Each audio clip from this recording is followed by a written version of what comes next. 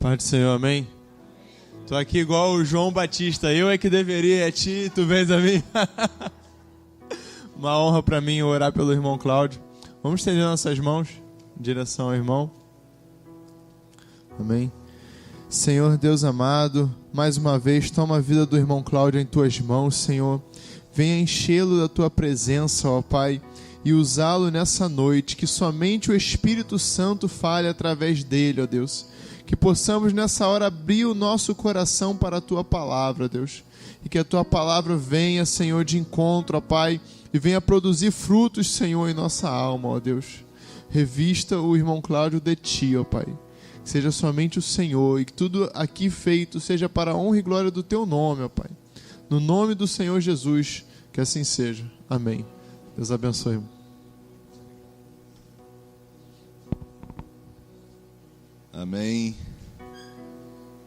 Como vocês repararam, minha voz não está muito legal. Meio cansado também. Mas Deus é conosco. Amém? Assim eu creio. Pega a palavra de Deus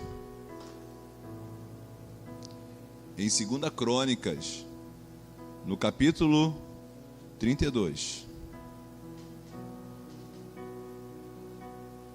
2 Crônicas, no capítulo 32. Abre aí. Eu quero dizer que eu ainda me sinto um bebê na situação de pregar. Porque isso começou na minha vida depois que eu voltei para cá, né? Até cheguei a pregar na outra igreja lá, mas anos e anos nessa casa aqui. Eu estava falando com a irmã com a missionária Neide, né? Chão vermelhão, as cadeiras, era tudo diferente isso aqui. Há muitos anos se coloca a questão do Cláudio levar uma mensagem aqui na frente. E eu sempre disse não. Quando começou as escalas dos pregadores, eu sempre corria. E sempre corria. E eu via jovens como o diácono Guilherme pregando assim com tanta fluidez. Ele fala assim, mas ele nasceu no azeite já, rapaz.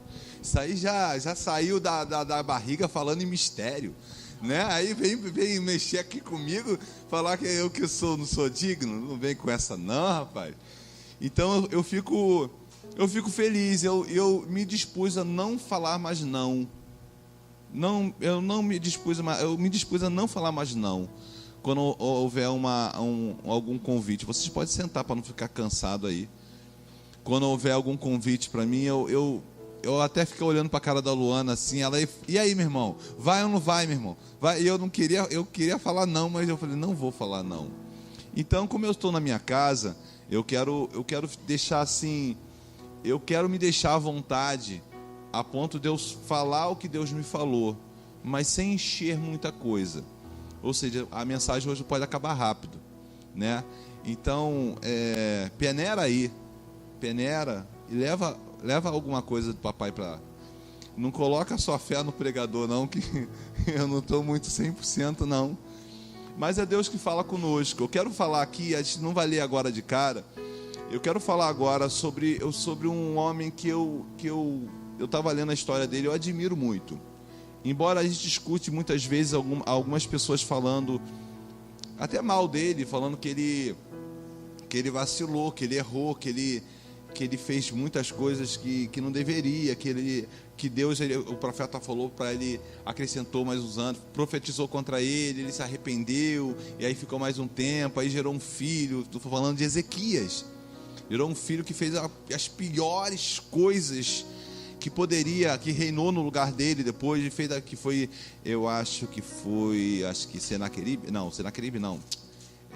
Manassés, o filho de Ezequias. É isso? Estou trocando tudo? Não, estou certo. Ezequias. Então, tudo bem, aconteceu isso depois que ele morreu. Mas para mim, eu comecei a olhar para a vida desse homem, eu vi verdadeiramente uma pessoa que se converteu ao Senhor.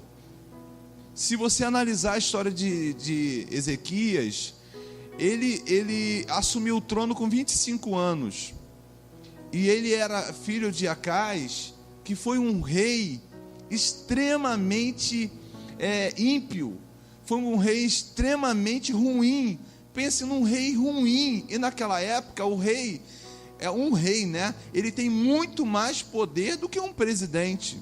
Ele consegue mexer na vida das pessoas instantaneamente, consegue destruir a vida de pessoas instantaneamente, consegue fazer muitas coisas instantaneamente. É só ele ter a vontade dele de ter alguma coisa que ele toma, que ele faz. Então aquele rei, o pai de Ezequias, ele entrou na casa do Senhor, pegou os utensílios da casa do Senhor, quebrou. Ele levantou altares nos montes, no lugar de grandes destaques, para queimar incenso para outros deuses. Ele corrompeu o povo de uma forma que o povo ia junto com ele. E nisso tudo, Ezequias estava crescendo e observando aquelas coisas. Só que chegou uma hora que, pela cronologia da vida, ele cessou, ele dormiu. E as coisas eles tinham feito tantas atrocidades que os atos deles, que todos os atos dos reis são escritos no livro, foram escritos no livro, mas ele não foi enterrado junto com os reis. Foi tão abominável que ele fez, que ele não foi enterrado junto com os principais, ele foi enterrado à parte. E aí vem Ezequias, que tinha tudo para seguir o exemplo do pai, que tinha tudo para fazer o que era errado, mas ele não fez. O que ele fez? Ele trabalhou arduamente, consertou as portas, abriu as portas dos templos, chamou os levitas para purificar os utensílios que os pais dele, chegou para o povo e convocou o povo para adorar o Senhor, mandou cartas. Eu até fiquei rindo aqui, eu falei, gente, eu estava falando mal dos correios. Aí eu li a palavra correios aqui, acho que no capítulo 29, que ele mandou o correio, que no caso os mensageiros, né, para ir nas cidades, para convocar o povo para a Páscoa. E quando os mensageiros chegavam, tinha gente que ria, que não dava crédito. Ou seja, ele trabalhou, não foi pouca coisa que esse rei fez, não. Ele fez muita coisa, se dedicou a construir, a colocar as coisas tudo no lugar, a colocar tudo do jeito que era. Chegou para o povo e falou, gente, os nossos pais transgrediram a lei do Senhor, os nossos pais fizeram o que era mal ao Senhor, vamos se voltar para o Senhor, vamos nos purificar, vamos... Então, e Deus foi prosperando aquele homem, ele foi corrigindo uma nação, pela vontade de um homem, pela vontade do rei, para o novo rei. Ele não fez o que o pai fez. Eu achei isso lindo, eu achei isso um exemplo muito bom, e isso às vezes se aplica à nossa vida, porque nem sempre a nossa base é uma base voltada para o Senhor. Muitas vezes nós temos pais, temos avós, temos pessoas que eram influentes na nossa vida, que nos jogavam para a idolatria, e hoje a gente faz totalmente diferente. Então eu gosto de pessoas que a gente pode se comparar. Então o que a gente faz aqui? A gente constrói uma nova figura na nossa vida, um novo ser na nossa vida, em cima dos preceitos de Deus. A gente lê a palavra, a gente se lança na palavra, a gente busca o Senhor e faz totalmente contrário, muitas vezes, o que os nossos pais faziam, ou até mesmo o que a gente fazia um tempo atrás. Nós somos uma nova criatura. Só que chega no momento que, quando ele consegue corrigir tudo, vem aquele rei que ia contra o pai dele, aquele rei, o Senaqueribe, que oprimia o pai dele, e ele veio chegando para destruir Ezequias. E aqui eu começo a analisar a história, que eu achei muito interessante. Se você ler comigo aqui, vamos ler até o versículo 3. Eu não vou ler tudo, porque é muita coisa, mas vamos ler até o versículo 3. Está assim: depois dessas coisas e dessa fidelidade, é muita coisa que ele fez, veio Senaqueribe, rei da Síria, e entrou em Judá, e acampou-se contra as cidades fortes, e tentou separá-las para si. Vendo, pois, Ezequias que Senaqueribe vinha e que seu rosto era de guerra contra Jerusalém, teve conselho com seus príncipes e com seus varões para tampar as fontes das águas que havia fora da cidade, e eles o ajudaram. Amém? Se você analisar, Senaqueribe, ele entrou numa terra, ele foi se acampar numa terra que ele já havia conquistado há muito tempo atrás, através do pai de Ezequias. Ele começou a acampar-se num território em volta, próximo de Ezequias. Então a gente começa a entender que se a gente olhar para isso, a gente traz para a nossa vida, que eu gosto de trazer para a nossa vida. Porque a palavra, ela tem uma mensagem para mexer na gente agora. Não é só mostrar uma história. Não é só um livro de história, a Bíblia. A Bíblia fala conosco. Então, se a gente olhar, a gente tem que analisar como está o nosso território à nossa volta. O nosso território espiritual à nossa volta. Você pode ser um crente, você pode ser uma pessoa que busca o Senhor, que clama ao Senhor, que ora ao Senhor. Mas você não pode ficar desatento às coisas espirituais que estão na tua vida. Se está bem agora, meu irmão, não estou falando que vai piorar. Se está bem agora, você tem que estar atento, porque a gente apanha, porque a gente não sabe muitas vezes se defender. O inimigo começou a acampar-se em volta de Ezequias. E muitas vezes o inimigo começa a entrar na nossa família, na nossa vida espiritual, devagarzinho, pelas bordas, aonde a gente não está olhando, a gente não está atentando. Porque muitas vezes o que faz com que a gente fique cego é a nossa vitória. Se você analisar, quando você está em luta, você está em alerta. Quando as coisas faltam, quando as coisas estão difíceis, quando as coisas não estão funcionando, você está em alerta. Por quê? Você está em guerra, você entendeu aquilo. Mas quando você tem vitória sobre a tua vida, quando você corrige a sua vida, quando você corrige a sua casa, quando você está tudo bem na sua família, você muitas vezes para de orar sobre muitas coisas. Você para de buscar a proteção de Deus sobre muitas coisas. E aí que você fica totalmente desapercebido para as lutas que vão vir à frente. Não que você fique fraco, mas quando um forte, quando está desapercebido, até um fraco destrói ele. Se uma pessoa forte, uma pessoa grande, uma pessoa de qualquer forma, ele estiver preparado para a guerra, mas se estiver desatento, pode vir por trás e dar um golpe só e matar essa pessoa. Então não adianta ter força, não adianta ter apenas forças se você não tem a visão espiritual daquilo que está acontecendo à tua volta. Isso aí você leva para a sua vida. Quando Senaqueribe estava chegando, como é que ele fez primeiro? Ele começou a buscar, peraí, eu tenho que ver o que eu vou fazer agora. Se você olhar os capítulos antes, ele dava a ordem, faça isso. Olha, agora eu quero que conserte aquilo. Agora eu quero que conecte isso aqui. Agora eu quero que você faça isso aqui. Eu quero turmas de levitas para alternar. Eu quero que levante incensos para o Senhor. Eu quero que construa aquela torre ali. Eu quero que refaça aqui. Mas nesse momento, ele não confiou naquilo que ele sabia. Quando vier uma luta sobre você, você tem que entender que é mais forte quem se junta com pessoas que somam.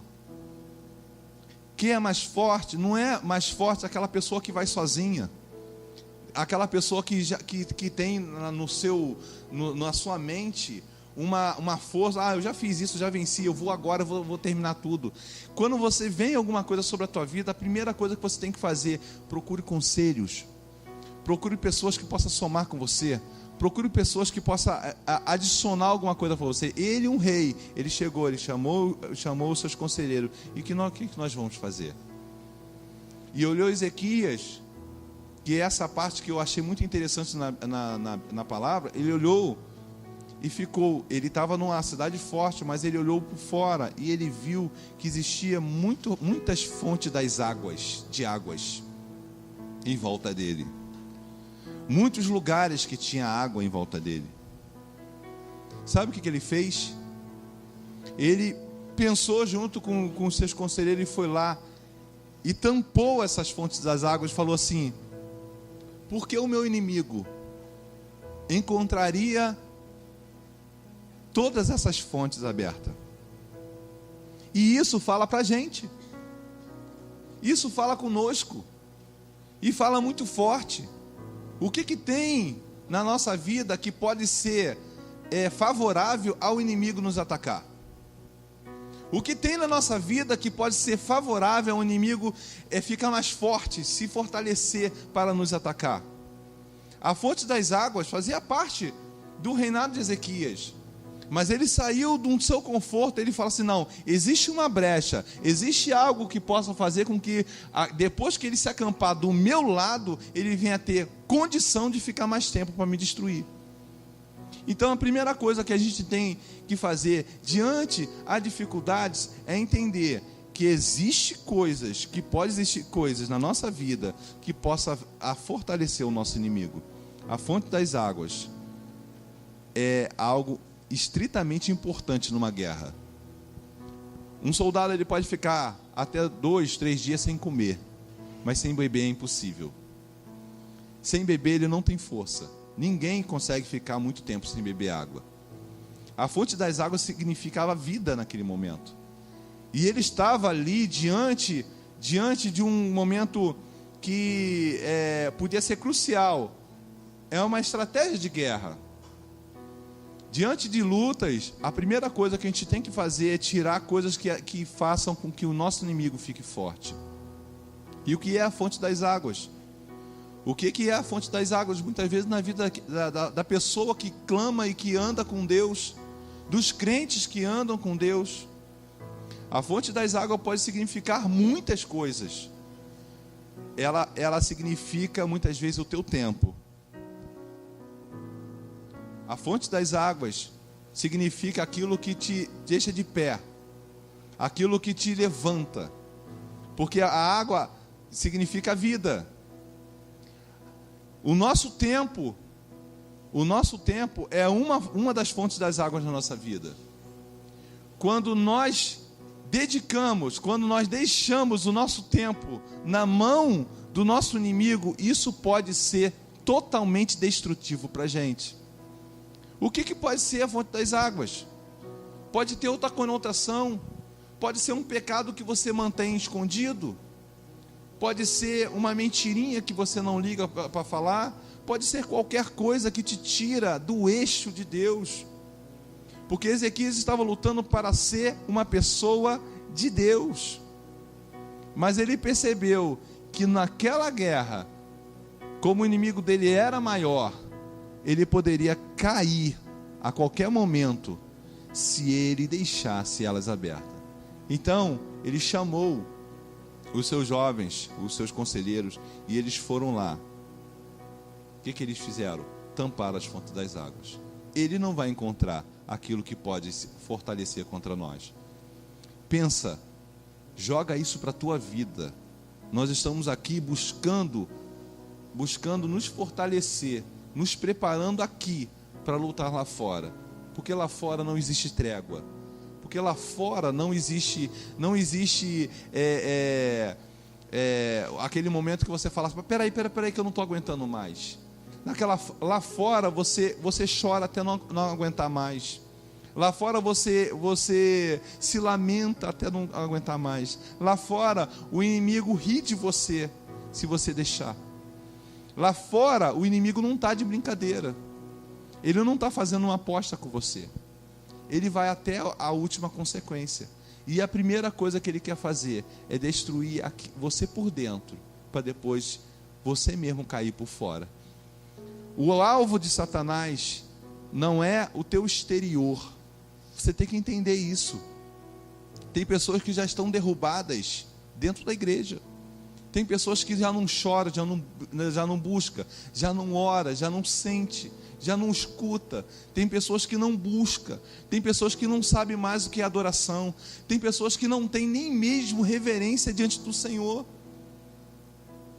Porque quando a pessoa entende que esse lugar é um lugar santo, é um lugar puro, é um lugar onde o Santíssimo está aqui.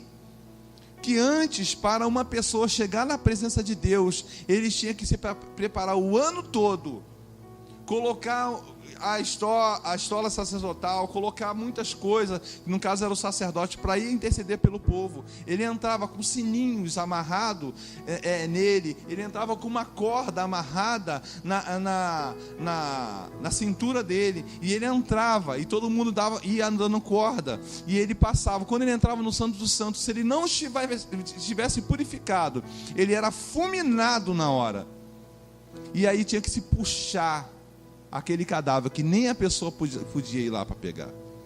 Então hoje, através de Jesus, nós temos acesso ao Rei dos Reis, ao Senhor dos Senhores, ao Deus Todo-Poderoso que fez os céus e a terra, aquele mesmo que falou em Gênesis, haja luz e houve, aquele mesmo que transforma, que cura, que faz tantas maravilhas, e que a gente se acostuma como aquele povo de Israel no deserto, que olhou a coluna de fogo, que olhou a nuvem gigantesca, e ficou um milagre comum aos olhos deles. Não havia mais reverência. Então, quando você entende que aquele lugar ali é um lugar de uma divisão entre você, entre o mundo e Deus, onde você entra e você tem condições de acessar a sala do trono, entrar aonde poucos anjos entravam e falar com o próprio Deus. Você entende a importância de estar na presença de Deus. Então tem muita gente que está destruído dentro da casa do Senhor. Analisa a tua vida, analisa como você vê Deus, analisa como você dá importância para Deus, analisa como você entende as coisas de Deus, qual a importância que a voz de Deus tem na tua vida.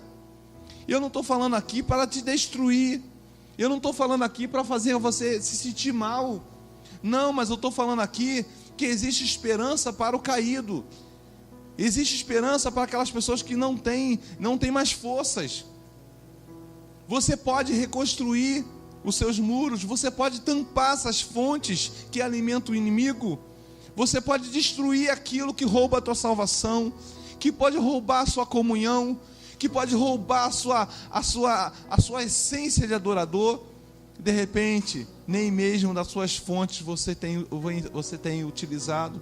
De repente, você está magro, fraco, desnutrido, enquanto teu inimigo está forte, te atacando, bebendo das águas que você deveria beber, bebendo daquilo que você deveria estar bebendo. Então a gente tem que entender que, independente de você crer ou não, existe uma guerra espiritual. Se você não acredita em Deus, você pode acreditar no diabo, porque se você acreditou no diabo, Deus está aí. Então muitas vezes nós acreditamos mais no mal, naquilo que pode dar errado, do que no próprio Deus. Então a gente fala abertamente aqui, porque aqui é um lugar de adoração, um lugar de conserto, um lugar onde você chega para Deus e fala: Senhor, eu sou miserável e eu preciso estar diante do Senhor. Porque quem não quer alcançar Deus aqui? Se você está aqui, você está querendo fazer a diferença na sua vida. Se você está aqui, você não está brincando. Você sabe que você precisa estar aqui. Amém? E assim, no versículo 4, eu não vou muito... Gente, já é 9h20 mesmo? Eu estou sem relógio, é?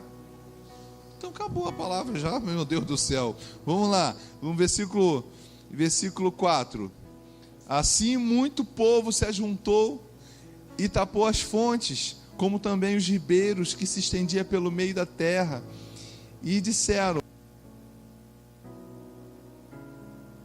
porque viriam o rei da Síria e se achariam tantas águas. Assim fortificou e edificou todo o muro quebrado até as torres, e levantou um outro muro por fora, e fortificou o Milo da cidade de Davi, e fez armas e escudos em abundância. Eu vou dar um resumo rápido. Esse homem, ele percebeu que ele não ia ganhar. Ele percebeu que o rei Senaqueribe era mais forte que ele, mas ele não podia ficar de mãos atadas. O que ele fez? Ele consertou os muros quebrados, fez um outro muro por fora, ele tampou as fontes, ele fez armas, ele se preparou, ele chegou para o povo: vamos nos fortalecer no Senhor. O rei da Síria mandou uns mensageiros para lá e falou assim: olha, por que vocês estão fazendo isso? Vocês estão pensando que esse Ezequias aí, ele pode fazer alguma coisa contra você? Eu sou mais forte. Os meus pais, no caso o rei Senaqueribe falando, os meus pais destruíram todas as nações. Tu acha que esse Deus aí vai fazer alguma coisa? Então ele afrontou. Tem momentos aqui que eles chegaram aqui, no versículo 18, e clamaram em alta voz, em judaico, contra o povo de Jerusalém, que estava em cima do muro, para atemorizarem e perturbarem a todos da cidade.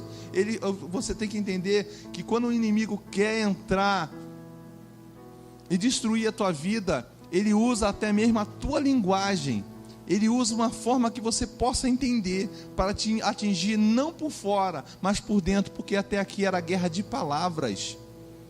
Muitas vezes a pessoa que você acha que é amigo, o inimigo usa aquela pessoa ali para te atingir no fundo, para te destruir no fundo, porque ele sabe que se você estiver fraco, estiver desamparado, você não consegue clamar ao Senhor. Amém? Estou dando um resumo rápido. Gente, eu falei que ia falar pouquinho. Amém, vamos lá. Aí depois de tudo isso que ele falou, no versículo 20 está assim, porém o rei Ezequias e o profeta Isaías, filho de Amós, oraram por causa disso e clamaram aos céus. O que eu vejo aqui é quando você está em luta, procura o profeta, procura alguém que é responsável pela tua vida espiritual. Não vá sozinha, não faça as coisas sozinho.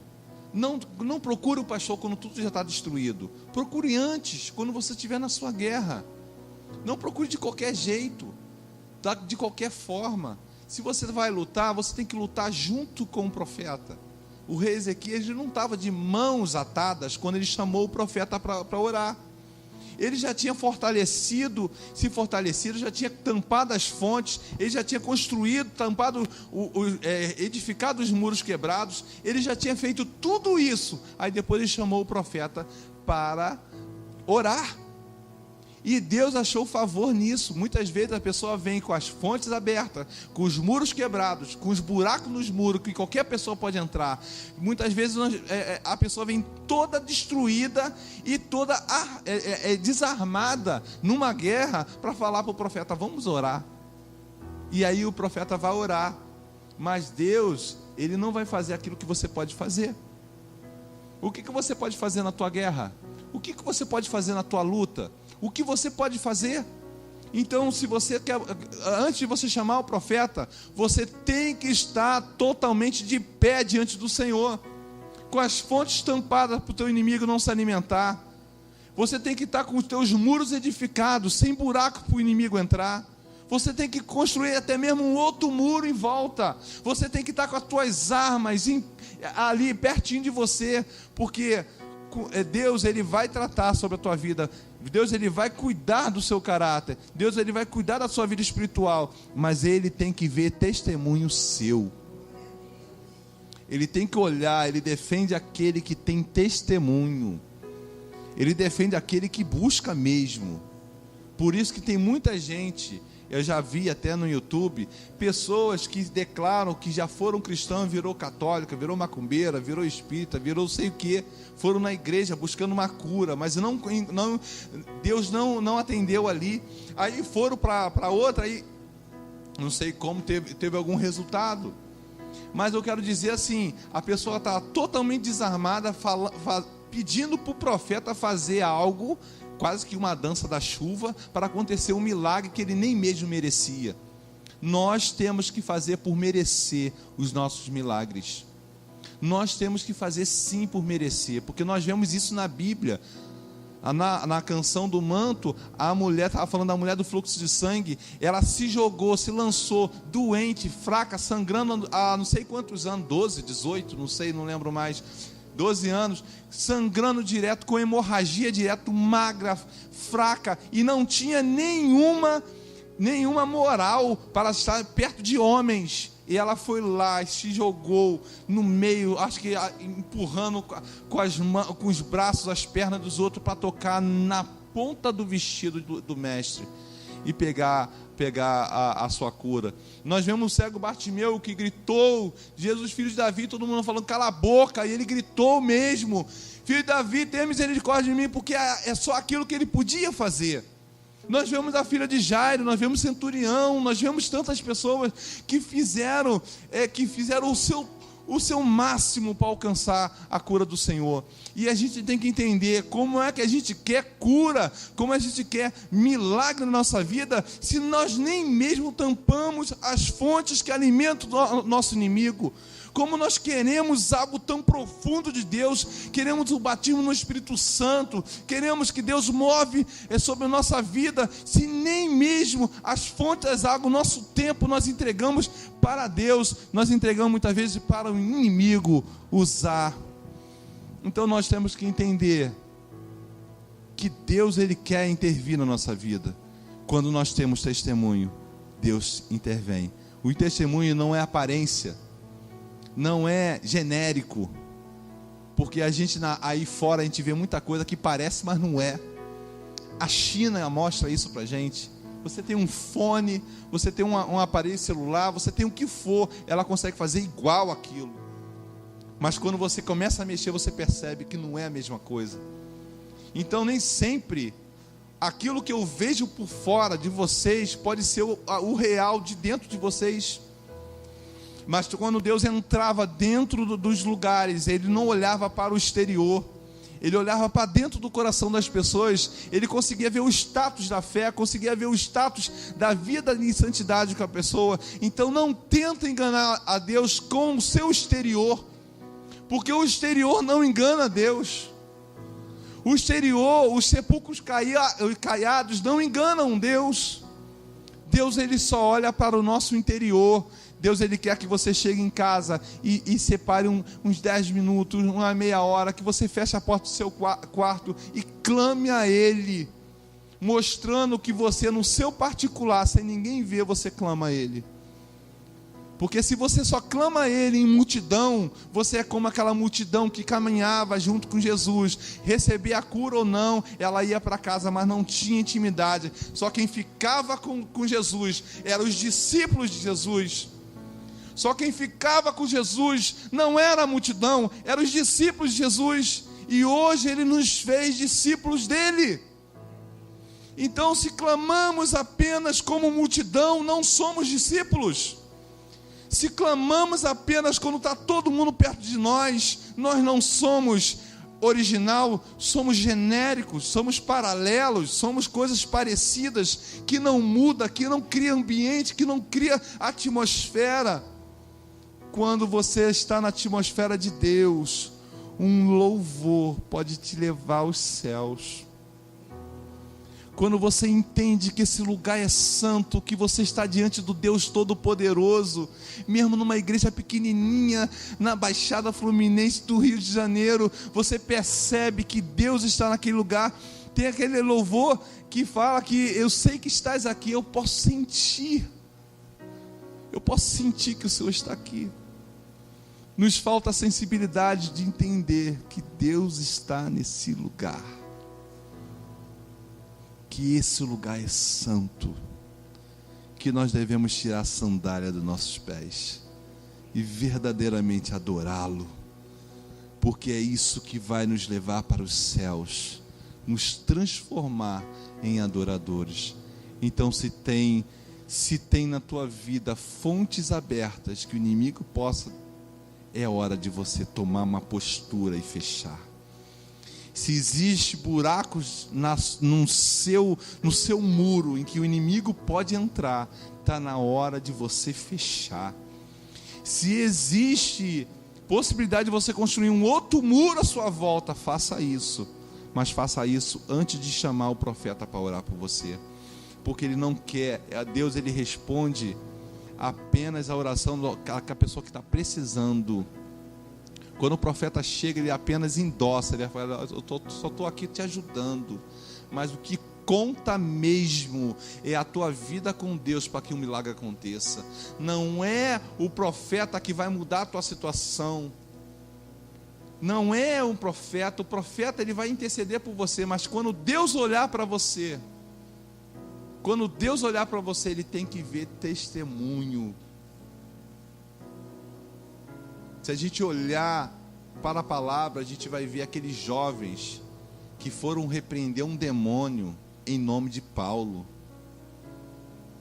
Você percebe que o testemunho da pessoa, ela interfere na vida espiritual.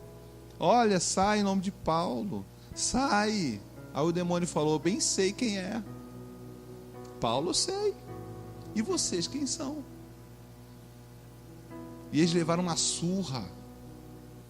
Então a gente entende que não é parecer que vai fazer diferença.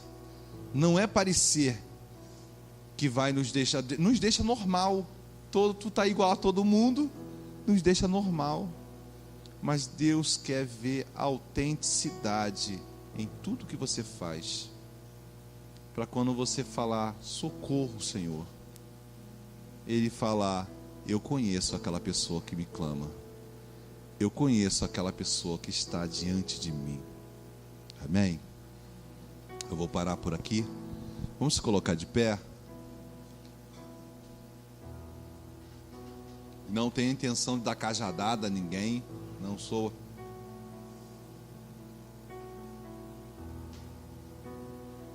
Amém. Não tenho intenção de fazer isso. Eu tenho intenção de trazer a meditação. Porque a gente tem que crer que, independente de a gente crer ou não, a luta vem. A gente fala assim, quando eu estava no mundo eu não tinha tanto problema. Tinha sim, você que é um desmemoriado. Tinha problema brabo pra caramba. Só que agora você está aqui, você não quer ter nenhum. Aí quando vem, você fica tanto em período de paz, que quando vem dói mais. Você sente mais, entendeu?